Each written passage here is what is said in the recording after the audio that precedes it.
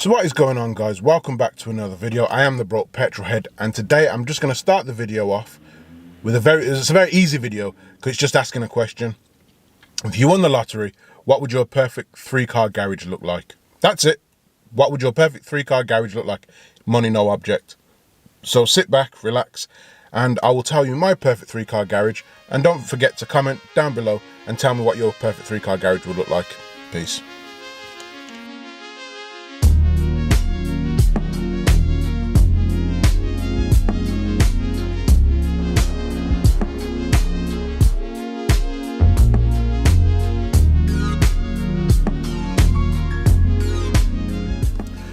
Okay guys, so as I said in the intro, today it's just a very simple question. You won some money. Let's say you win 100 million off the Euro lottery. What would your perfect 3-car garage look like? Now, if you're anything like me, you spent a lot of time, more time than you're really willing to admit, on AutoTrader, looking at cars and fantasizing about what kind of cars you'd have if you had X amount of money, and what you'd buy and what you wouldn't buy, and you know, that kind of stuff. I really have spent more time than I would care to say on that. So let's get into my perfect 3-car garage. First of all, it would have to be the Lexus LFA. Now, some people may not know what that is. That is a 5-litre V10 supercar built by Lexus from 2005. They only built 500 of these, and they're very rare. I'm not even sure how many actually came to the UK. I don't think there was that many. Lexus picked you. You couldn't just go out and buy one. They had to think you were worthy to have one. So they were very rare and very exclusive, and there was a long waiting list. Now, Lexus have never really managed to make a car that kind of came across like that again. I think the LC 500 is probably the closest successor that there would be for the Lexus LFA, but there's been no direct successor. There's not been no direct sequel to that car ever since.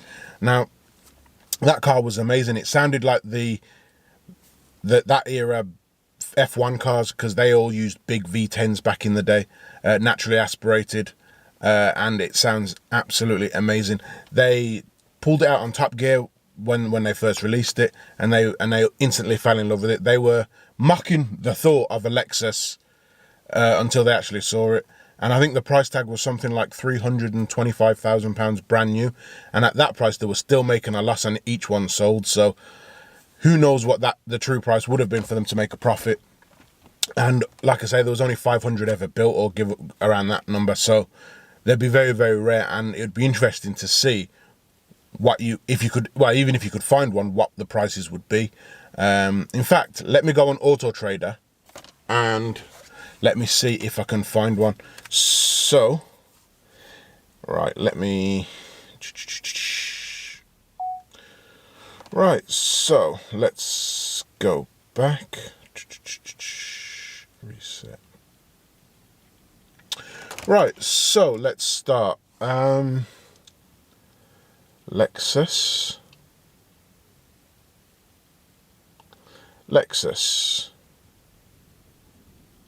Oh, there's two. I'm shocked by that. So Lexus LFA. Don't need to do anything else. So 650,000, and one is over 1 million. And that's in Uxbridge and Ashby de la Zouch. I know where Ashby de la Zouch is. Now, I did say that I'd want it in that white, but this gold colour, hold on, is that a toy? That looks really small. No, it's not a toy, but the way they've done it makes it look really small. This, I don't even know what colour that is. Looks really good. And look at that exhaust. That's amazing. Oh, that interior. Oh, that interior. I'm going to put it up on screen, but that interior is amazing.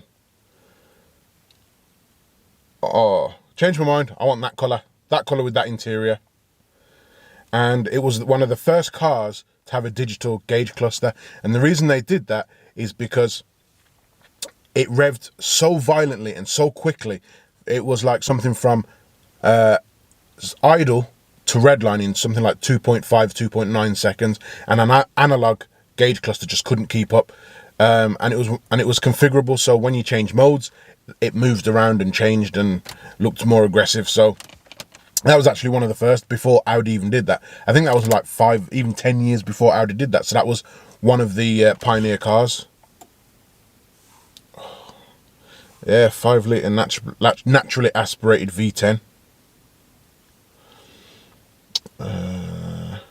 Let's go and see.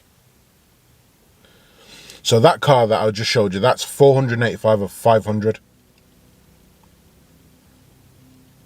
The colour's called Pearl of Brown. And I mean, it's nice. It's really, really nice. Let's see if we can find how much it is. If you wanted to... Any more information on it?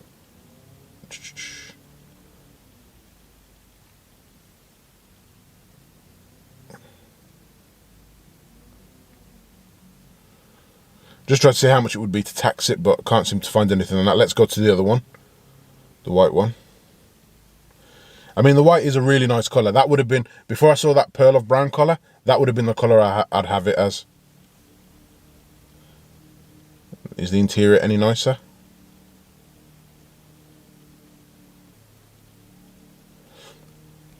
Come on, give me some inside pictures. That's nice, but I think the other one's just pipped it. Let me know in the comments what you think. Which one do you think's the best interior?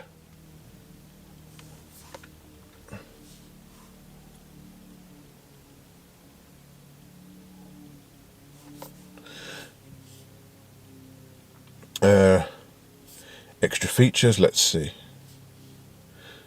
No, so it doesn't tell me how much it would be to car details, what car comes with. No, so it doesn't give me any information on how much it would be to tax and insure the car. So, but I'm sure it's probably something like £650, because a Range Rover is £650 to tax, and this one's only got 7,159 miles on it, so it's very, very low mileage. But this one, 2012 one, that's stunning. I really do like that. Anyway, so that's my first car. That would be a Lexus LFA in that Pearl of Brown colour. My second car would be a Ferrari F12 Berlinetta. Always love that car. Again, they debuted it on Top Gear and it just sounds amazing. That V12, I think that's a naturally aspirated V12. It sounds amazing. I've never really been into Ferraris, but that one, I fell in love with it as soon as I saw it, as soon as I heard it. And I'd have to have in that Rosso Corsa colour. I think that's what the name of the colour is. But yes, that'll be my second car. Let me have a look on AutoTrader again, see if there's any for sale. I don't know if there are. Right, so let's search cars. Let's reset. Ferrari.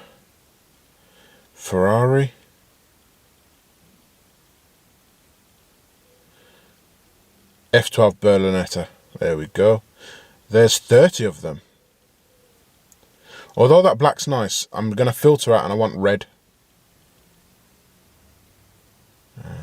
Drivetrain. Colour. 9 in red. Yes, has to be red. 165,000 pounds rounding up. Absolutely stunning car. It's only got 13,500 miles on it. Let's see the specification, performance and economy. So yeah, £695. So I would say the Lexus LFA would probably be about the same, because it's in that kind of that bracket that they have. It's the highest bracket in England. 18 mpg, 0 to 62 3.1 seconds, top speed of 211 miles an hour, 12 cylinders. It's a V12, 48 valves, 740 brake horsepower. So yeah, 509 pound-foot of torque. It's a serious bit of kit. So yeah, that would definitely be my next car, and it'd have to be in that colour. Let's see what the interior looks like on this one, if it's a nice interior or not. And it just looks amazing. I think this is one of their best looking cars. The Roma and Pista and Daytona and the 812 and all that. I don't think they're as good looking, in my personal opinion. Let me know if you think that that's wrong, but you know, my personal opinion. Oh, yes, that interior, love that. I'm not sure about all the controls on the steering wheel. I think that's a little bit too much, and it'll be easy to touch it, especially when you're throwing it around corners on a racetrack and stuff, which I would take this on a racetrack if I had it. But you know, on a day-to-day use, obviously I just leave it in bumpy road mode and just carry on doing what I'm doing. But yes, that'll be my second car. Oh, there's one that looks like it's been Liberty walked. That's real nice.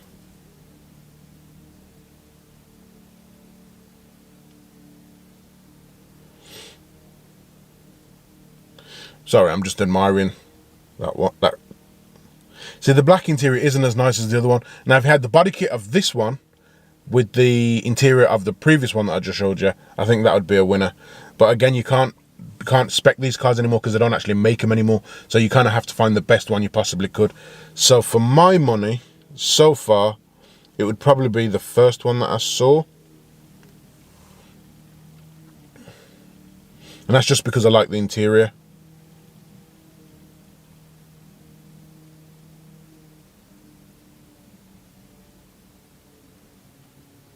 And when you get up in the revs and that, and it screams, it's yeah, you'd have to live away from people. Let me just say that.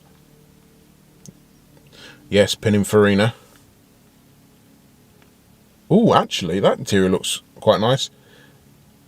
I don't know if it's exactly the same as the previous one, but somehow it looks more special. Maybe because it's got the red accents in it. I don't know, but yeah, that one looks a bit more special. Anyway, so that's kind of a look at what kind of Ferrari I'd have. It would have to be a Berlinetta, and I'm kind of torn in between the two interiors.